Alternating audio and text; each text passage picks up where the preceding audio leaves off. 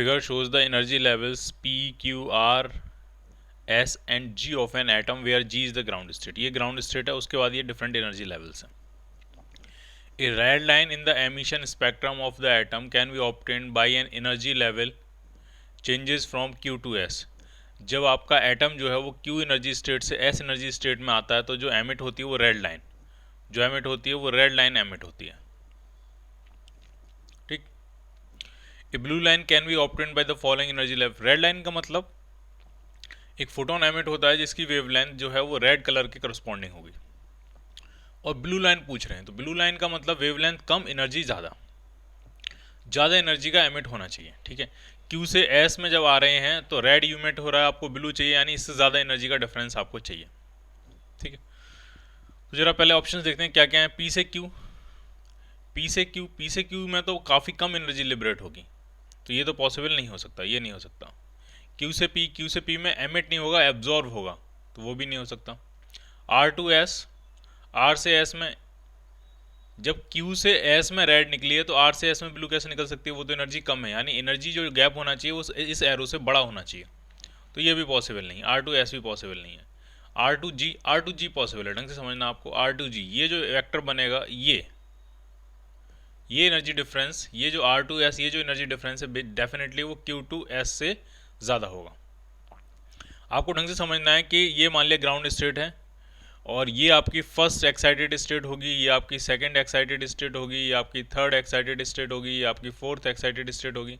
यानी एनर्जी के जो गैप्स होते हैं वो धीरे धीरे ऊपर की तरफ जाते हुए कम होते जाते हैं. ठीक है. तो अगर यहाँ से यहाँ कुछ एनर्जी लिबरेट हुई है तो ये वाली एनर्जी डेफिनेटली उससे क्या होगी, ज़्यादा होगी. तो ये वाली लाइन जो हो सकती है वो ब्लू लाइन हो सकती है. तो आंसर क्या बनेगा, R two G, D part. An electron makes a transition from n is equal to 4 to the orbit n is equal to 2 of a hydrogen atom. The wave number emitted, the wave number of the emitted radiations. wave number जो emit होगा, wave जो radiation emit होगा उसका wave number आपसे पूछा गया. तो 1 by lambda जो होता है आपका वो होता है r टाइम्स 1 by n1 का स्क्वायर माइनस 1 by n2 का स्क्वायर. ये वो एनर्जी स्टेट होती है जिसमें आता है एटम, और ये वो एनर्जी स्टेट होती है जहां से आता है एटम. तो 1 by lambda is equal to हो जाएगा r टाइम्स, कहाँ आया है, 2 में आया है तो 2 का स्क्वायर 4, कहाँ से आया, 4 से आया, 4 का स्क्वायर 16. तो ये बन गया आपका 1 बाई 4 माइनस 1 बाई 16. एलसीएम ले लिया गया 16, तो 4 माइनस 1, तो 1 बाई लैम्डा जो आपका आ रहा है वो आपका आ रहा है 3r बाई 16. ये जो 1 बाई लैम्डा होता है इसी को हम वेव नंबर कहते हैं. यही क्या होता है आपका वेव नंबर. वेव नंबर कितना है, 3r by 16. So your answer will be C part. The wavelength of radiation emitted is lambda naught when an electron jumps from the third to the second orbit of hydrogen atom. n is equal to 3 से jump कर रहा है वो कहाँ, n is equal to 2 में. तो जो wavelength emit हो रही है रेडिएशन की वो लैम्डा नॉट है. तो इक्वेशन क्या बनेगी, इक्वेशन बनेगी 1 by lambda not is equal to r 1 by 2 का स्क्वायर माइनस 1 बाई 3 का स्क्वायर, 5r बाई 36. ये आ गया 1 बाई लैम्डा नॉट, इक्वेशन 1. फिर पूछ रहे हैं when the electron jumps from 4 to the second orbit of the hydrogen atom, the wavelength of the radiation emitted. 4 से 2 में कूदना है, n is equal to 4 से इलेक्ट्रॉन कहाँ कूद रहा है, n is equal to 2 में. तो वेवलेंथ क्या होगी, तो मान लिया लैम्डा डैश वेवलेंथ है is equal to r 1 by 2 का स्क्वायर 4 माइनस 1 बाई 4 का स्क्वायर 16. तो एलसीएम आ जाएगा इसका 16 और 4 माइनस 1 3r बाई 16. ठीक. लैम्डा नॉट अगर पूछा जाए तो ये आपका आ जाएगा 36 बाई 5r, और लैम्डा डैश अगर आपसे पूछा जाए तो ये आ जाएगा 16 बाई 3r. हमें लैम्डा डैश चाहिए लैम्डा नॉट के टर्म्स में, तो डिवाइड कर देते हैं दोनों को. तो lambda dash upon lambda naught जो मिल गया आपको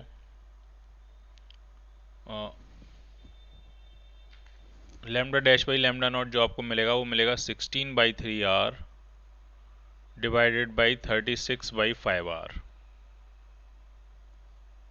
तो ये R से ये R कैंसिल आउट हो गया और ये 4 से कैंसिल करते हैं, तो लैम्डा डैश जो आपका आ रहा है वो आ रहा है 4 लैम्डा नॉट, सॉरी 5 भी है वहाँ पे, 4 5 जा हो जाएगा 20 और 3 9 जा हो जाएगा 27, 20 lambda naught by 27. So your answer will be B part. When an electron in hydrogen atom is excited from its 4th to 5th stationary state, n is equal to 4 से कहाँ जंप कर रहा है, n is equal to 5 में। Change in angular momentum पूछा, तो जो angular momentum होता है वो NH/2π होता है। तो जब 4th में होगा तो 4 टाइम्स h/2π होगा, जब 5th में पहुंचेगा तो 5 टाइम्स h/2π हो जाएगा। तो ये चेंज इन एंगुलर मोमेंटम आ रहा है वो 5h/2π minus 4h/2π, that will be h/2π। इतना चेंज इन मोमेंटम होगा, बस इसी की वैल्यू आपसे पूछिए तो बहुत सिंपल है ये। h की वैल्यू कितनी दी है 6.6 इंटू 10⁻⁻34 अपॉन जो 2π होता है वो आपका 6.28 होता है, तो ये 1 पॉइंट समथिंग आ जाएगा। तो आंसर आपको मिलेगा C part 1.05 into 10⁻34 joule into second. The concept of stationary orbits was proposed by, वो है नील्स बोहर। ढंग से समझना आपको। रदरफोर्ड ने ये कहा था कि जो पूरा मास और पूरा पॉजिटिव चार्ज है वो एटम के एक बहुत छोटे से हिस्से में कंसंट्रेट होता है जिसको हम न्यूक्लियस कहते हैं, और इलेक्ट्रॉन्स जो होते हैं वो इसके अराउंड जो हैं वो सर्कुलर ऑर्बिट्स में घूम रहे होते हैं, सर्कुलर मोशन कर रहे होते हैं। और इस मॉडल में ये प्रॉब्लम आई थी कि अगर इलेक्ट्रॉन घूम रहा है तो डेफिनेटली वो एस्लेट कर रहा है, अगर वो यूनिफॉर्म सर्कुलर मोशन भी कर रहा है तब भी उसके पास सेंट्रीपिटल एस्लेशन है, और एस्लेटिंग चार्ज इलेक्ट्रोमैग्नेटिक वेव्स रेडिएट करता है तो उसकी एनर्जी कम होती जानी चाहिए और फाइनली इलेक्ट्रॉन जो है वो न्यूक्लियस में कूद के सुसाइड कर लेगा। लेकिन ऐसा होता नहीं है, एटम्स एग्जिस्ट करते हैं और वो एनर्जी रेडिएट इस तरह से नहीं करते हैं। तो उसको एक्सप्लेन करने के लिए नील्स बोहर ने माना कि जो इलेक्ट्रॉन्स होते हैं वो सारे ऑर्बिट्स में नहीं घूमते हैं, कुछ स्पेशल ऑर्बिट्स में घूमते हैं और उनका नाम स्टेशनरी ऑर्बिट्स होता है। स्टेशनरी ऑर्बिट्स उनका नाम इसलिए होता है क्योंकि उसमें जब वो घूमते हैं तो कोई एनर्जी रेडिएट नहीं करते। नील्स बोहर ने ये नहीं बताया क्यों एनर्जी रेडिएट नहीं करते, उन्होंने कहा कि बस एनर्जी रेडिएट नहीं करते हैं, क्यों नहीं करते हैं वो नहीं पता। और उन स्पेशल ऑर्बिट की खास पहचान बताई, उसमें बताया कि उनका जो एंगुलर मोमेंटम होता है वो h/2π का इंटीग्रल मल्टीपल होता है। क्लियर। और यहाँ से काफ़ी सारी चीज़ें एक्सप्लेन हुई। लेकिन इस चीज़ को ये ऐसा होता क्यों है, स्टेशनरी ऑर्बिट में एंगुलर मोमेंटम h/2π क्यों होता है, इसमें एनर्जी रेडिएट क्यों नहीं करते हैं, ये सब आया डी ब्रॉय से।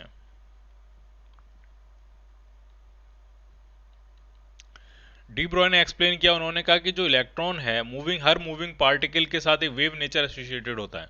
उन्होंने कहा जो मूविंग इलेक्ट्रॉन है बेसिकली वो एक वेव, उसके साथ एक वेव एसोसिएटेड है, मैटर वेव जिसको कहते हैं, और वो एक स्पेशल टाइप की वेव का फॉर्मेशन होता है स्टैंडिंग वेव। और स्टैंडिंग वेव में आपने पढ़ा होगा कि वो एनर्जी का उसमें ट्रांसफर नहीं होता है, उसमें एनर्जी जो होती है दो नोड्स के बीच में फिक्स रहती है, उसमें एनर्जी ट्रांसफर, एनर्जी मूव नहीं करती है। ठीक है। तो डी बाकी जो उसको एक्सप्लेन किया, मैथमेटिकल जो स्ट्रॉन्ग फाउंडेशन दी इस कंसेप्ट को, स्टेशनरी ऑर्बिट्स के कंसेप्ट को, और ये एंगुलर मोमेंटम क्वांटाइजेशन के प्रिंसिपल को, वो किसने दी, वो दी डी ब्रॉय ने। और उन्होंने क्या क्या माना, उनका इलेक्ट्रॉन जो है वो पार्टिकल नहीं वेव की तरह बिहेव कर रहा है और एक स्पेशल टाइप ऑफ वेव है स्टैंडिंग वेव, और इसीलिए एनर्जी डेसिपेट नहीं होती है। सो आंसर इसका बनेगा ए पार्ट। तो कंसेप्ट तो दिया था नील्स बोहर ने और उसको प्रॉपर्ली मैथमेटिकल फाउंडेशन किसने प्रोवाइड की, डी ब्रॉय ने। The ratio of the speed of electron in the ground state of hydrogen atom to the speed of light। nth orbit में जो स्पीड आई थी वो आपकी आई थी z/n इंटू c/137। जब आप इसको सॉल्व करोगे, किसी भी हाइड्रोजन लाइक एटम के nth ऑर्बिट में इलेक्ट्रॉन की स्पीड z/n c/137। ठीक। अगर आप ग्राउंड स्टेट में जाओगे और हाइड्रोजन एटम के साथ जाओगे तो हाइड्रोजन एटम के साथ जाती z की वैल्यू 1 और ग्राउंड स्टेट में जाती है n की वैल्यू 1, तो हाइड्रोजन एटम के ग्राउंड स्टेट में जो स्पीड आ जाएगी वो कितनी आ जाएगी c/137। तो आपसे इन्हीं का रेशियो पूछा गया, v1 और c का रेशियो पूछा गया। तो v1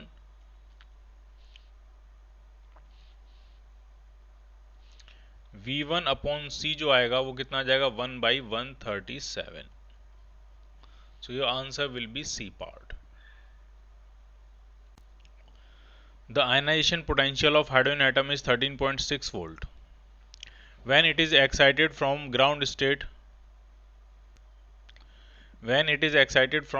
state by monochromatic radiations of wavelength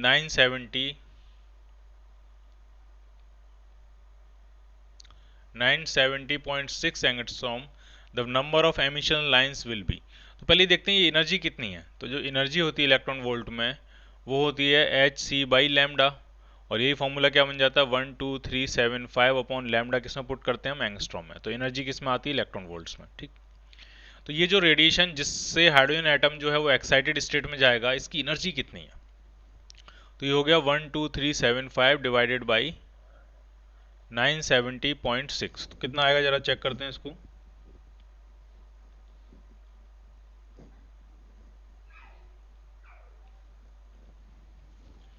तो ये जो आपका आ रहा है ये आपका आ रहा है 12.75 इलेक्ट्रॉन वोल्ट. इसका मतलब वो ग्राउंड स्टेट से कहां तक पहुंच गया होगा. n=1 से अगर 2 में जाता है तो एनर्जी की रिक्वायरमेंट कितनी होती है 10.2. अगर 3 में जाता है तो कितनी और चाहिए होती है 1.89. ये दोनों मिलकर 12.1 के आसपास हो जाते हैं. और अगर 4 में जाना चाहिए तो कितनी और चाहिए 0.67. तो मुझे लगता है ये शायद ऐड होके इतना आ जाना चाहिए. इन तीनों को अगर हम ऐड करें तो ये अराउंड 10.2 प्लस 1.89 प्लस 0.67. तो ये 12.76 के आसपास आ जा रहा है. इन तीनों की एनर्जी का डिफरेंस, ये तीनों एनर्जी गैप्स अगर ऐड करेंगे तो 12.76 इलेक्ट्रॉन वोल्ट के आसपास आ जाएगा. इसका मतलब वो अप्रोक्सीमेट n=1 से कहाँ पहुंच जाएगा n=4 में पहुंच जाएगा. ठीक है, n=1 से कहाँ पहुंच जाएगा n=4 में पहुंच जाएगा. और 4 से जब वो लौट के आएगा तो कितनी नंबर ऑफ लाइंस निकलेंगी. तो फॉर्मूला होता है n(-1) अपॉन 2. n कितना 4 इंटू 4-1 3/2 यानी 6 लाइंस, 6 एमिशन लाइंस जो हैं वो एमिट हो सकती हैं. So your answer will be C part. Excitation energy of a hydrogen like ion in its first excited state is 40.8 electron volt. Excitation energy पूछिए. इसका मतलब n= जो 1 होता है वो होता है ग्राउंड स्टेट, और n=2 जो होता है वो होती है फर्स्ट एक्साइटेड स्टेट. तो इसमें एक्साइटेशन एनर्जी यानी यहाँ से लेकर यहाँ तक एक्साइट करने में जो एनर्जी रिक्वायर्ड है वो है 40.8 इलेक्ट्रॉन वोल्ट. ये क्वेश्चन में गिवन है. तो ये पूछ रहे हैं energy needed to remove the electron from the ion in the ground state. Ground state से इलेक्ट्रॉन को पूरी तरह से रिमूव करने के लिए कितनी एनर्जी चाहिए. यानी n=1 से कहाँ पहुँचाना है, टेक्निकली n=इन्फिनाइट तक पहुँचाना आपको. आयनाइजेशन एनर्जी बेसिकली पूछ रहे हैं. तो ये एनर्जी कितनी होगी डेल्टा ई, ये आपसे पूछ रहे हैं. ठीक. तो फॉर्मूला क्या होता है डेल्टा ई का, ढंग से समझना. 1 से 2 में पहुंचाना है या 2 से 1 में आना है, कितनी एनर्जी एमिट या एब्जॉर्व होगी 40.8 इलेक्ट्रॉन वोल्ट. 1 से 2 में पहुंचाना है तो 40.8 इलेक्ट्रॉन वोल्ट एब्जॉर्व कर लेगा सिस्टम. 2 से अगर 1 में आएगा तो 40.8 इलेक्ट्रॉन वोल्ट एमिट कर देगा. तो ये 40.8 की अगर हम इक्वेशन बनाए तो फॉर्मूला ये होता है 13.6 Z² 1/n1 का स्क्वायर माइनस 1/n2 का स्क्वायर. अगर ये एनर्जी आपकी एमिटेड है, अगर हम ये मान लें कि 2 से 1 में आ रहा है, ये वाला अगर हम इक्वेशन लगाएं 2 से 1 में आ रहा है तो कितनी एनर्जी एमिट करेगा 40.8 electron volt equal to 13.6 Z² over 1/1 का स्क्वायर माइनस 1/2 का स्क्वायर. जब आप इस इक्वेशन को सॉल्व करोगे ये आपका बन गया 3/4. तो 40.8 is equal to 13.6 into 3/4 into Z². ये जो होता है ये 10.2 होता है, और इससे जब इसको डिवाइड करोगे तो 4 टाइम्स जाएगा. तो Z की वैल्यू कितनी आ जाएगी, Z की वैल्यू आ जाएगी 2. इसका मतलब वो जो एटम है हाइड्रोजन लाइक जो आयन है वो बेसिकली हीलियम पॉजिटिव आयन है, तभी Z की वैल्यू कितनी आ गई है 2. अब उसको ग्राउंड स्टेट से निकालने के लिए कितनी एनर्जी रिक्वायर्ड होगी वो आपसे पूछी जा रही है. तो डेल्टा ई ग्राउंड स्टेट से इन्फाइनाइट तक पहुंचाने में या इन्फाइनाइट से ग्राउंड स्टेट तक आने में सेम एनर्जी की वैल्यू होगी।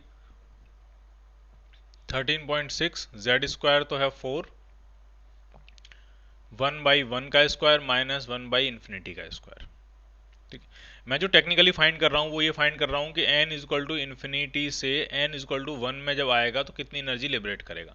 जितनी एनर्जी लिबरेट करेगा उतनी एनर्जी एब्जॉर्ब करेगा अगर वो 1 से कहाँ जाएगा, इन्फिनिटी में। तो टेक्निकली मैं फाइंड कर रहा हूँ इन्फिनिटी से 1 की एनर्जी, और वही किसके बराबर होगी, 1 से इन्फिनिटी तक पहुँचाने की एनर्जी। तो ये आपका आ जाएगा, इसमें 4 से मल्टीप्लाई करेंगे तो ये आ जाएगा 52 पॉइंट समथिंग। मल्टीप्लाई कर ही लेते हैं।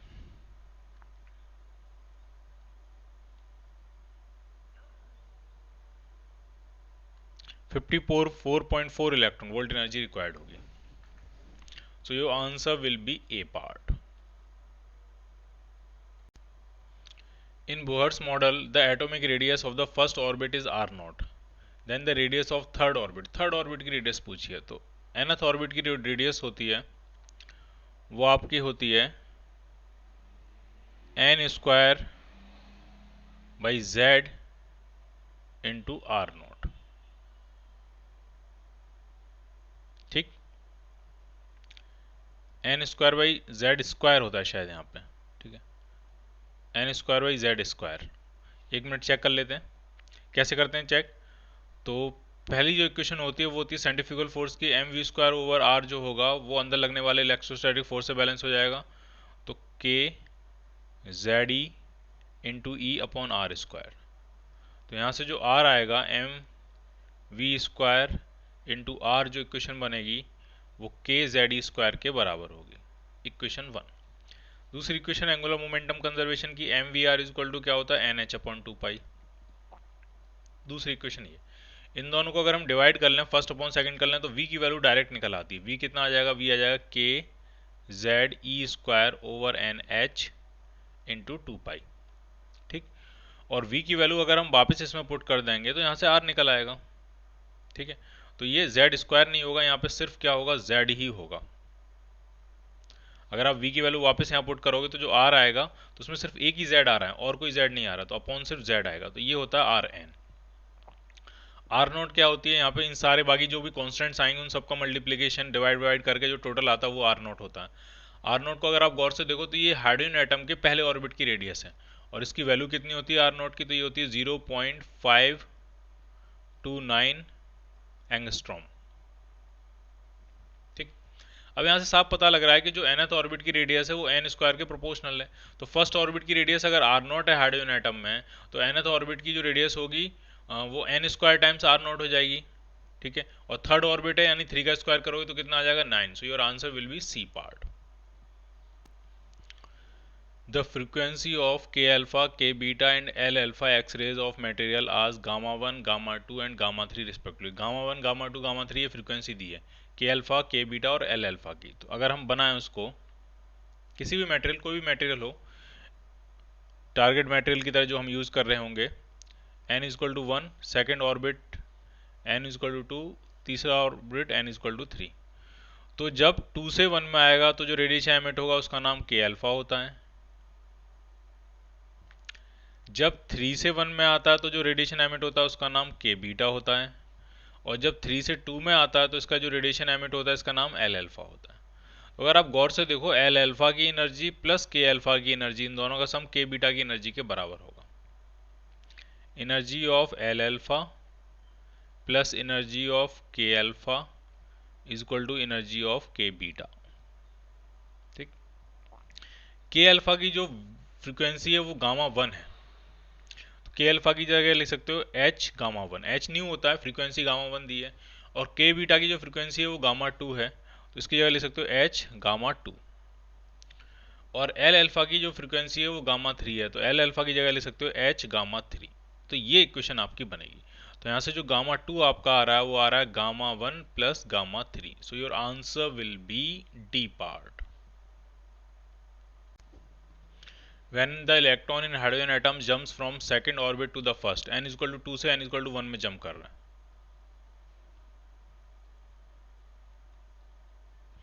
The wavelength of radiation is lambda। तो lambda की सीधी सीधी वैल्यू मैं लिख देता हूँ, lambda कितना हो जाएगा, या 1/λ कितना हो जाएगा, r टाइम्स 1 माइनस 1/4। तो लैम्डा जो आपका आ गया वो आ गया 4/3r। उसके बाद क्या कह रहे हैं वो, When the electron jumps from the third to the first orbit, जब n इक्वल टू 3 से n इक्वल टू 1 में जंप करना है तो कितनी वेवलेंथ एमिट होगी, वही आपसे पूछ रहे हैं। डेफिनेटली इससे कम होनी चाहिए, क्योंकि एनर्जी डिफरेंस बढ़ गया, एनर्जी ज़्यादा होगी, वेवलेंथ कम होगी। तो मान लिया लैम्डा डैश एमिट हो रही है, तो 1/λ डैश इक्वल टू आ जाएगा r अपॉन 1/1 का स्क्वायर माइनस 1/3 का स्क्वायर।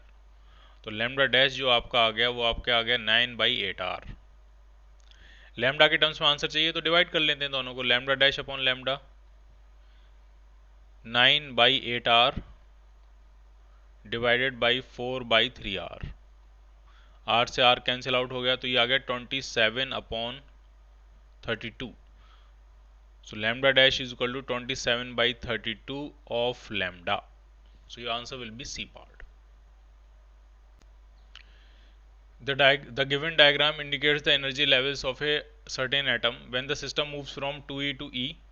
2e से e में अगर आ रहा है तो फोटोन जो एमिट हो रहा है वो उसकी वेवलेंथ दी है लैम्डा।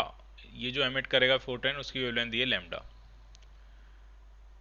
तो वेवलेंथ उस फोटोन की पूछी है जब ट्रांजिशन 4e/3 से e में हो रहा है। तो सिंपल है, अगर 2e से e में हो रहा है ट्रांजिशन, इसका मतलब एनर्जी डिफरेंस कितना है, e के बराबर, और e ही किसके बराबर होगा, hc/λ के बराबर। जो फोटोन एमिट होगा उसकी एनर्जी डेफिनेटली एनर्जी डिफरेंस के बराबर होगी। ठीक, अब जरा यहाँ की बात कर लेते हैं। यहाँ पे एनर्जी डिफरेंस कितना है, तो 4e/3 माइनस e, तो ये है आपका e/3 energy difference is equal to hc/λ dash.